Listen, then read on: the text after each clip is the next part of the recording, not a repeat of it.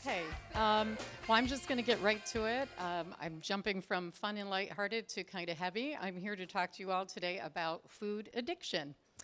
So when I heard I was going to be doing this talk on food addiction, I went out and posted it on my Facebook account to let my friends and family know.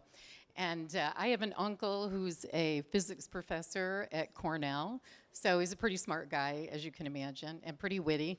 So he responded to my Facebook and said, "Oh, good luck with the talk. Hope it goes well. And, maybe you can help me. I think I'm addicted to food. I can't live without it." So that's a common response people often give when they hear food addiction. How can we be addicted to something that we need to survive? Well, I'm here to talk to you today about some of the new science that actually does show that some of us can get addicted to food. So first, let's talk about the definition of addiction. There's lots of different definitions out there. What I did is I took some of the three of the main components of behavior that could be described as addictive. So the person would have to engage in something that's compulsive. The behavior is reinforcing, it's rewarding or pleasurable, and there's a loss of control in limiting intake. And I think most of you could agree that when it comes to food, many of us have this issue. So to understand food addiction, it helps to understand the process of hunger and appetite. So the human body is a really cool machine, and for a long, long time, it had a neat process in place where when you were hungry or when you hadn't eaten in several hours, some of your neurotransmitters, like dopamine and serotonin specifically, the neurotransmitters are chemicals that make us feel good. They start to drop. And when they start to drop, we start to feel agitated and maybe tired and grumpy. That also can trigger a cascade of other hormones that kick in that cause hunger, maybe hunger pains and grumbling in your stomach. And all of that works to drive us to go find food so that we can put nutrients in our body and survive. Once we find food, the minute it touches our tongue, we have receptors on our tongue that actually send messages to the brain to raise our dopamine and serotonin back up so that we feel comfortable and satisfied. And that's what completes the process. So this has worked very well for a very long time, but something's changed recently that's hijacked this system. Do you know what it is? Chocolate cake. Okay, no, it's not chocolate cake. Chocolate cake is just a good example of some of the changes that have occurred in our food system or our food supply today that play a role in causing or triggering food addiction for many of us. So the food that we eat today can be excessively high in fats, sugars, salts, and added chemicals that play a role in raising our neurotransmitters like dopamine and serotonin to a higher than normal or natural level, which can be similar to the effect of drugs and alcohol. It's not as high as that, but it's a similar reaction. So how'd you feel when you saw that? Do you have a lot of cravings now for broccoli?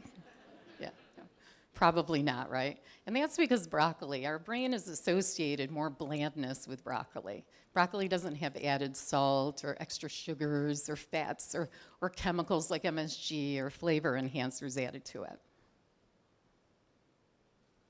So part of the reason we know now how the brain is reacting to certain foods is we have these really cool tools like functional MRIs where we can look in to see what's happening with the brain. This is a nice illustration to show a normal, healthy subject's brain, a person who's used cocaine for a long time, and then the brain of an obese person. And what we are finding is, in the normal picture, the red represents dopamine receptors. With people who use drugs for a long period of time, and now we're finding with people who are obese or habitual or high intake eaters, what happens is those dopamine receptors start to diminish or shut down. And the reason is because over long periods of time of dopamine rush or high levels of dopamine, the brain tries to protect itself and it starts to close those receptors down. And when that happens, when we start to have less dopamine receptors, our brain starts to crave more of that substance so that we can feel good again, so that we can get back to that high. And again, we're finding that food is creating this same cycle. So how can we break this cycle of food addiction or food cravings, one way is to balance your blood sugar. Eat food at regular intervals. Try to eat more protein and fat and less simple carbs. Cut down or eliminate sugars, artificial sweeteners, processed food and foods that are high in sugar, salt, and fat. Get 7 to 8 hours of sleep. We find that a rested brain is better able to handle cravings. Try supplements. There's a lot of supplements out there now that can help curb cravings. Check in with your life. A lot of us are stressed or depressed, and oftentimes we use food for comfort. And then finally, try to find other activities that make you happy. We know that a lot of different activities can raise dopamine to a healthy level where you still feel that reward or that high, but not as high as a drug or food. And then lastly, I just want to leave a little bit of hope. When it comes to food addiction has become a real condition today. And like I said, it's a relatively new phenomenon, and a lot of it is triggered on the new food that the food supply today.